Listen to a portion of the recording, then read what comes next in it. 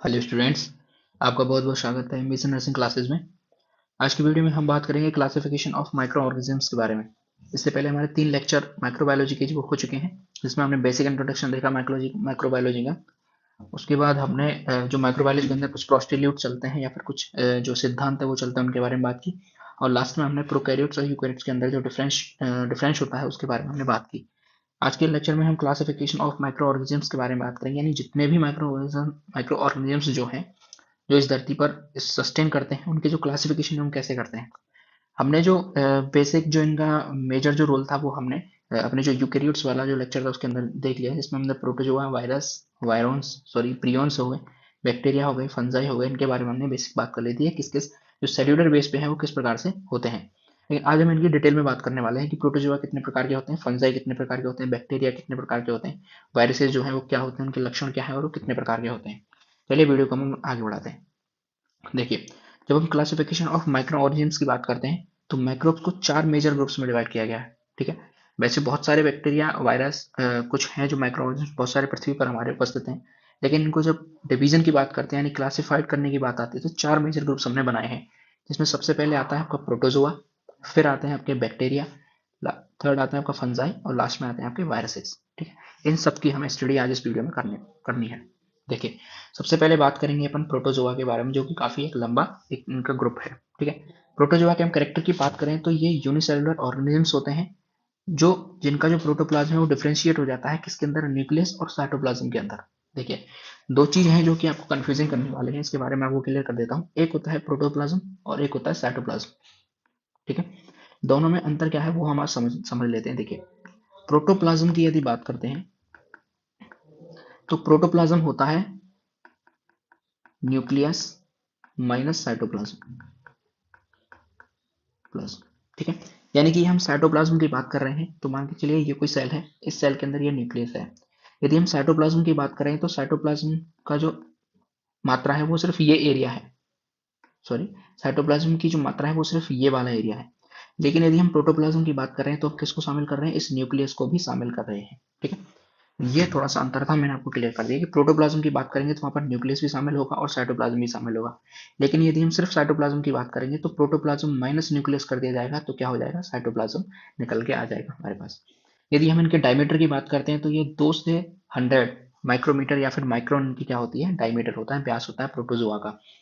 इनको भी प्रोटोजोआ को आगे डिवाइड किया गया है ग्रुप्स के अंदर, जिसमें हमने 4 मेजर ग्रुप्स लिए हैं। सबसे पहला अमीबे होते हैं, फिर मेस्टिकोफोरा इनका ग्रुप आता है, फिर सीलियोफोरा आता है और लास्ट में क्या होते हैं आपके स्पोरोजोआ होते हैं।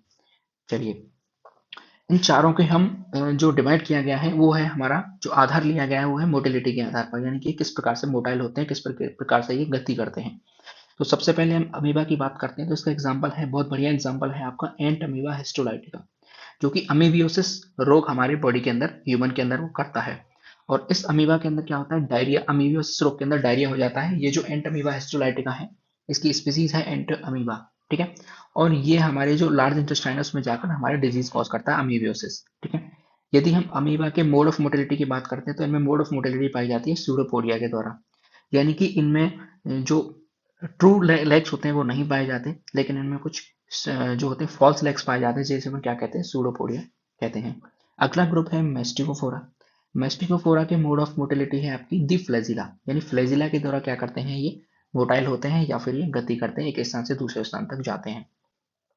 इनमें कई सारे एग्जाम्पल हैं, 2 मेजर एग्जाम्पल हमने लिए हैं। कुछ फ्लैजिलेट्स ऐसे होते हैं जो कि गैस्ट्रो इंटेस्टाइनल हमारी जो बॉडी है पार्ट्स है उसके अंदर पाए जाते हैं, जिसमें एक एग्जाम्पल है आपका जियार्डिया इंटेस्टाइनलिस। ठीक है। ये एग्जांपल है। दूसरा होता है यूरोजेनाइटल फ्लैजिलेट्स। ठीक है। ये हमारे जो यूरोजेनाइटल एरिया है उसके अंदर पाया जाता है, जिसमें एक एग्जांपल है आपका ट्राइकोमोनास बेजिनेलिस। ठीक है। ये फीमेल की बेजाइना के अंदर पाया जाने वाला प्रोटोजोआ है। ठीक है। चलिए, अगला है हमारा ग्रुप जो है वो सीलियोफोरा। और सीलियोफोरा की जो मोटिलिटी है, मोड ऑफ मोटिलिटी, वो किसके द्वारा है, सीलिया के द्वारा। ये क्या करता है, एक स्थान से दूसरे स्थान तक गमन करता है। जब हम आगे बैक्टीरिया की जो स्ट्रक्चर पढ़ेंगे उसके अंदर हम बताएंगे आपको कि फ्लैजिला और सीलिया में क्या अंतर होता है, फ्लैजिला सीलिया एक दूसरे से किस प्रकार भिन्न है। फिलहाल हम इनका क्लासिफिकेशन पढ़ रहे हैं तो हमें सिर्फ ये देखना है कि किस आधार पे हम इनका क्लासिफिकेशन कर रहे हैं। यदि हम इसके एग्जाम्पल की बात करते हैं, इसका एग्जाम्पल है वेलेंटिडियम कोलाई। ठीक है। अगला है स्पोरोजोआ। स्पोरोजोआ आपने कई बार सुना होगा, और आपने जो मलेरिया रोग पढ़ते हैं अपन तो उसमें प्लाज्मोडियम का नाम आता है, तो प्लाज्मोडियम की जो स्पोरोजोआ स्पोर्ट्स स्टेज आती है उसके बारे में बात करेंगे। इंट्रा सेल्यूलर इन्फेक्शन कॉज करते हैं कौन? स्पोरोजोआ। इनके एग्जाम्पल है, सबसे बढ़िया एग्जाम्पल है इसका प्लाज्मोडियम। तो प्लाज्मोडियम कोई बैक्टीरिया नहीं, कोई वायरस नहीं है। प्लाज्मोडियम क्या है? एक प्रकार का प्रोटोजोआ है, ठीक है, जो कि क्या कॉज करता है? हमें मलेरिया रोग का कारक है, यानी मलेरिया रोग हमें कॉज करता है। तो ये हमने किसके बारे में बात की? ये हमने प्रोटोजोआ के बारे में बात की, और 4 हमने इसके सब ग्रुप्स देखे। सबसे पहले अमीबा, फिर मेस्टिकोफोरा, फिर सीलियोफोरा, और जो लास्ट में हो गया आपका स्पोरोजोआ। एक एक हमने इसके एग्जाम्पल भी देख लिए, जिससे हमें समझने में आसानी होगी। चलिए अगले आते हैं हमारे सामने दी बैक्टीरिया। बैक्टीरिया की हम बात करते हैं तो बैक्टीरिया एक प्रकार के यूनिसेलुलर प्रोकैरियोटिक ऑर्गेनिज्म है, माइक्रो ऑर्गेनिज्म हैं, जो कि किसके द्वारा मल्टीप्लिकेशन करते हैं? बाइनरी फिजन के द्वारा मल्टीप्लिकेशन करते हैं।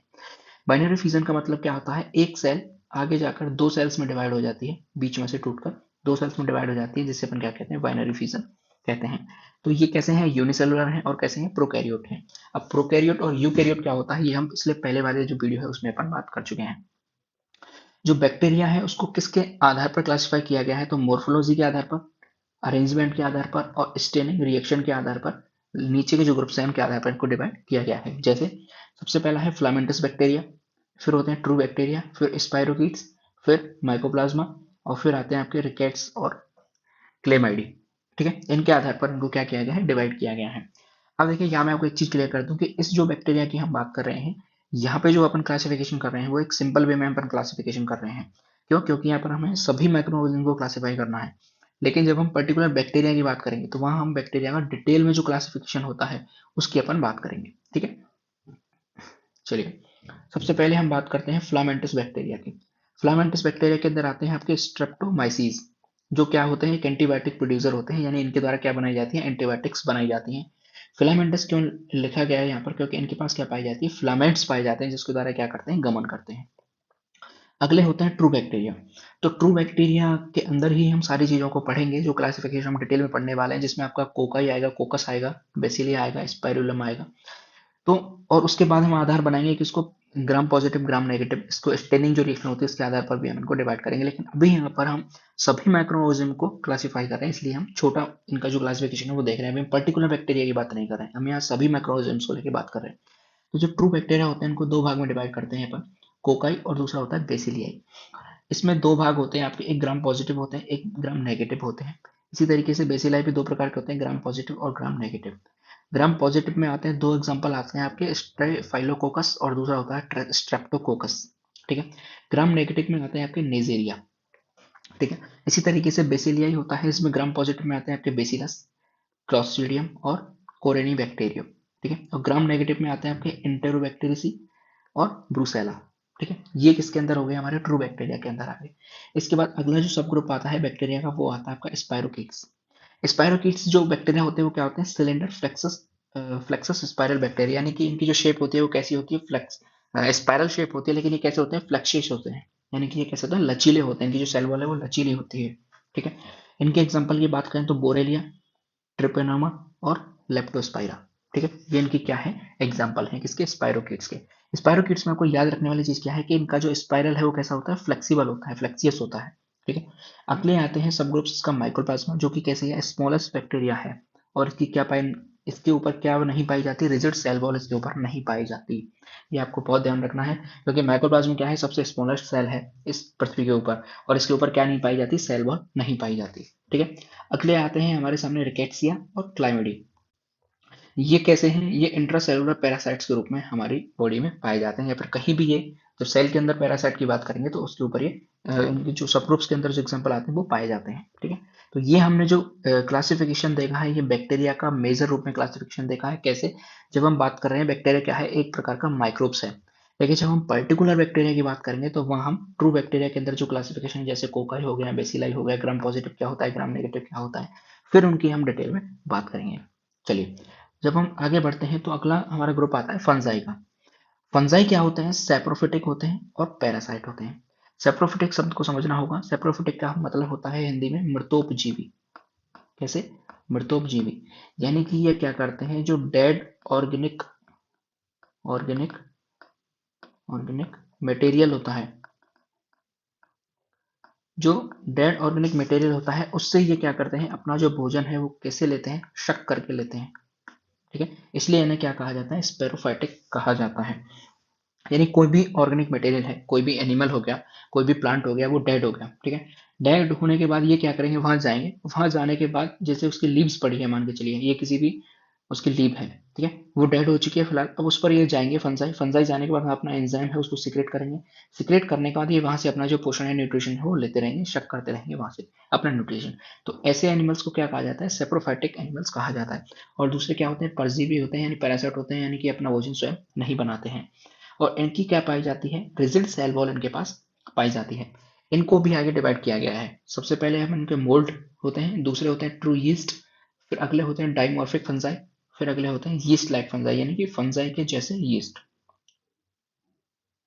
ठीक है, चलिए सबसे पहले हम बात करते हैं मोल्ड की, स्लाइम मोल्ड जिसे अपन कहते हैं। तो मोल्ड्स क्या होता है, इनका जो फिलामेंट है वो ब्रांचिंग फिलामेंट होता है, जिसे अपन क्या कह देते हैं, हाइफी कह देते हैं, ठीक है, माइसीलियम।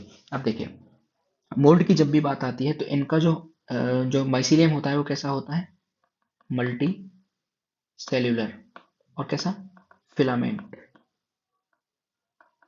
ठीक है। यानी इनका जो माइसीलियम है वो कैसा होता है, मल्टी सेल्यूलर होता है, फिलामेंटस होता है, यानी कि कैसे निकलता है, देखिए ब्रांच बन जाती है इसमें। इनका जो माइसीलियम होगा, यानी जो इनका बॉडी होती है वो कैसी होती है, ब्रांच होती है, और कैसी होती है, फिलामेंटस होती है, और कैसी होती है, मल्टी सेल्यूलर होती है। तो इसे एक पर्टिकुलर नाम देते हैं जिसे क्या कहते हैं, हाइफी, ठीक है, हाइफी के रूप में से जाना जाता है। इनकी विड्थ होती है कितनी, 2 से 10 माइक्रोमीटर तक, ठीक है। एग्जाम्पल की बात करते हैं तो इपाइडर्मो पाइथन होता है, ठीक है। अगला होता है ट्राइकोफाइथॉन, फिर होता है माइक्रोस्पोरम, और अगला होता है एस्परजिलस। जो एपिडर्मो एपिडर्मोपाइथन है, ये क्या होता है, नाखून या हमारे जो नेल्स होते हैं या हमारी स्किन पर कहीं भी फंगस लग जाती है, कहीं भी हम कहीं फंजाई की जो डिजीज कॉज करने वाले हैं वो कौन होते हैं, एपिडर्मोपाइथन होते हैं, ठीक। ट्राइकोपाइथन होते हैं, फिर माइक्रोस्पर्म होते हैं, एस्परजिलस होते हैं। तो ये सब किसके अंदर आते हैं, स्लाइम बोल्स के अंदर आते हैं, ठीक है। अगले होते हैं ट्रू यीस्ट। ट्रू यीस्ट क्या होते हैं, दीज आर ओवॉइड और स्पाइरल सेल्स, ठीक है। इनकी कैसी होती हैं, गोल सेल्स होती हैं, ठीक है, जो कैसे एसेक्सुअली रिप्रोड्यूस करते हैं, किसके द्वारा, बडिंग के द्वारा। और यदि ये सेक्सुअल रिप्रोडक्शन करेंगे तो किसके द्वारा करेंगे, स्पोर्स के द्वारा ये रिप्रोडक्शन करते हैं। 2 प्रकार का रिप्रोडक्शन के अंदर पाया जाता है, ए सेक्सुअल रिप्रोडक्शन करेंगे तो किसके द्वारा करेंगे, बडिंग के द्वारा। सेक्सुअल रिप्रोडक्शन होगा तो किसके द्वारा होगा, स्पोर्स के द्वारा होगा। हम एग्जाम्पल की बात करते हैं तो एग्जाम्पल है इसका क्रिप्टोकोकस, ठीक है। चलिए अब आते हैं अपन डाइमॉर्फिक फंजाई की, ये काफी इंपॉर्टेंट है। डाइमॉर्फिक फंजाई किस तरीके से, देखिए जो डाइमॉर्फिक फंजाई होते हैं वो produce a vegetative mycelium in artificial media, ठीक है, but are yeast like in infected lesions. देखिए डाइमॉर्फिक का मतलब क्या है कि इनकी जो मॉर्फोलॉजी है वो 2 प्रकार से ये बिहेव करते हैं, कैसे, यदि इनको आर्टिफिशियल मीडिया में ग्रो कराया जाएगा तो ये किस तरीके से ग्रो करेंगे, वेजिटेटिव माइसीलियम के द्वारा, ठीक है। यदि इनको हम जो आर्टिफिशियल मीडिया के अलावा कहीं दूसरी जगह ग्रो कराते हैं, जैसे कि अपन इन्फेक्टेड लीजन्स होता है, संक्रमित घाव, ठीक है, तो इन्फेक्टेड एरिया यानी कि किसी लिविंग सेल के ऊपर ग्रो कराते हैं तो ये किस तरीके से ग्रो करते हैं, यीस्ट लाइक, यानी कवक की तरह ये ग्रो करते हैं। तो इसलिए इन्हें क्या बोला जाता है, डाइमॉर्फिक फंजाई बोला जाता है। आर्टिफिशियल मीडिया में किस तरीके से ग्रो करेंगे, माइसीलियम के द्वारा, लेकिन इन्फेक्टेड लीजन्स में कैसे ग्रो करेंगे, यीस्ट की तरह ग्रो करेंगे। सबसे बढ़िया एग्जाम्पल है इसका कौन, हिस्टोप्लाज्मा, ठीक है। अगले आते हैं हमारे यीस्ट लाइक फंजाई, ठीक है, कैसे, यीस्ट की जैसे दिखने वाले फंजाई। इसका एग्जाम्पल है कैंडिडा, जिसे अपन क्या कहते हैं, सीडो माइसीलियम, यानी कि इनका जो माइसीलियम है वो एक प्रकार का कूट माइसीलियम यानी झूठा माइसीलियम इसे अपन कह सकते हैं। उससे बड़े एग्जाम्पल कौन है, कैंडिडा, जो भी हमारे कैसे डिजीज कॉज करता है, ह्यूमन के अंदर स्किन के ऊपर जितने भी डिजीज होते हैं उनको कॉज करने का रीजन कौन है, कैंडिडा, ठीक है। चलिए अगला हमारे पास आता है ग्रुप है वो वायरसेस आते हैं, ठीक है। वायरसेस क्या है, एक तरीके से एब्सेप्शन है किसकी, सेल्स के बारे में, यानी कि इनको माइक्रोब्स के अंदर रखा गया है, लेकिन ये एक एसेलुलर प्रकार के ऑर्गेनिजम्स होते हैं, यानी इनमें किसी भी प्रकार की सेल नहीं पाई जाती, ना ये यूकैरियोटिक प्रकार के होते हैं, ना ये प्रोकैरियोटिक प्रकार के होते हैं। ये जब तक किसी भी होस्ट सेल से बाहर है तो फिर ये नॉन लिविंग की तरह है, लेकिन जैसे ही इनको कोई होस्ट सेल मिल जाती है तो ये एज अ लिविंग की तरह बिहेव करने लग जाते हैं। तो हम इन्हें इसलिए लिविंग और नॉन लिविंग के बीच की लिंकिंग या फिर हम कहें योजक कड़ी भी कह सकते हैं। तो देखिए वायरसेस क्या होते हैं, डीएनए और आरएनए का जो कंसिस्ट होती है protein shell known as capsid, यानी कि क्या होता है कि डीएनए और आरएनए का एक सिंपल प्रोटीन की शेल बनी हुई है डीएनए और आरएनए के ऊपर, जिसे अपन क्या कह देते हैं, कैप्सिड कह देते हैं उसे। तो वायरस के अंदर क्या पाया जाता है, डीएनए और आरएनए पाया जाता है जो किसी सिंपल प्रोटीन सेल से कवर्ड होता है, जिसे अपन प्रोटीन सेल को क्या कहते हैं, कैप्सिड कहते हैं, ठीक है। कुछ जनरल प्रॉपर्टीज पढ़ लेते हैं अपन वायरस के बारे में। They are very small in size from 20 to 300 nanometer. ठीक है। They contain one kind of nucleic acid RNA और डीएनए एज देयर जीनोम, यानी इनके जीनोम में क्या पाया जाएगा, आरएनए या डीएनए, या फिर कुछ ऐसे वायरस होते हैं जिसके अंदर दोनों पाए जा सकते हैं। ठीक है, या तो होगा आरएनए या होगा डीएनए या फिर दोनों इसके अंदर देखने को हमें मिलते हैं इनके जीनोम में। दे आर मेटाबॉलिकली इनर्ट, यानी कि इनमें कोई भी प्रकार की मेटाबॉलिक रिएक्शन नहीं पाई जाती। ये क्या करते हैं, सिर्फ होस्ट सेल के अंदर जाते हैं, होस्ट सेल को इन्फेक्ट करते हैं, अपना आरएनए या फिर डीएनए उसके अंदर इंजेक्ट करते हैं और अपनी वहां पर जो संख्या है उसको बढ़ाना स्टार्ट कर देते हैं। ठीक है, यानी एक तरीके से उस पर अपना कंट्रोल कर देते हैं, तो किसी भी प्रकार का मेटाबॉलिक रिएक्शन इनके अंदर नहीं पाई जाती। They are obligate intracellular parasite, यानी कि ये कैसे होते हैं, ऑब्लिगेट इंट्रासेलुलर पैरासाइट होते हैं, यानी यदि इनको कोई भी सेल नहीं मिलती है तो फिर ये जीवित नहीं रह सकते। ठीक है, यानी कि कैसे होते हैं, यदि हिंदी में बात करें तो अविकल्पी कोशिकीय परजीवी होते हैं, यानी यदि इनको सेल से बाहर निकाल दिया जाए तो फिर ये नॉन लिविंग की तरह बिहेव करते हैं। ठीक है, they are only seen by electron microscope, यानी इतने छोटे होते हैं कि इन्हें बिना इलेक्ट्रॉन माइक्रोस्कोप के नहीं देखा जा सकता, साधारण माइक्रोस्कोप के द्वारा इन्हें नहीं देखा जा सकता। दूसरी बात करते हैं तो depends on parasitized cell for survival and multiplication, यानी कि ये डिपेंड्स होते हैं किस पर, किसी भी पैरासाइट सेल पर, जिसे अपन क्या कह देते हैं, होस्ट सेल कह देते हैं। इनके लिए कोई भी सेल जिस पर ये डिपेंड करते हैं उसे क्या कहते हैं, होस्ट सेल करते हैं, और उसी पर ये सर्वाइव कर सकते हैं और वहीं पर ये क्या कर सकते हैं, मल्टीप्लिकेशन कर सकते हैं। यदि इनको होस्ट सेल से बाहर निकाल के फेंक दिया जाएगा तो ये किस तरीके से बिहेव करेंगे, नॉन लिविंग की तरह बिहेव करना ये स्टार्ट कर देते हैं। तो फिर से देखते हैं आज की वीडियो में हमने क्या देखा। आज के वीडियो में हमने जो टोटल माइक्रोस्कोप्स हैं उनकी हमने क्लासिफिकेशन किया 4 मेजर ग्रुप्स में। सबसे पहले प्रोटोजोआ, फिर बैक्टीरिया, फंजाई और वायरसेस, फिर इनके हमने जो सब ग्रुप्स हैं उनके बारे में बात की। तो आई होप आपको आज का वीडियो अच्छा लगा होगा। नेक्स्ट लेक्चर की हम बात कर रहे हैं, तो नेक्स्ट लेक्चर में अपन स्ट्रक्चर ऑफ बैक्टीरिया के बारे में बात करेंगे। ठीक है, तब तक के लिए चैनल को जरूर सब्सक्राइब कर लें, वीडियो पसंद आए तो लाइक जरूर करें, देश से प्यार करें, माता पिता से प्यार करें। जय हिंद।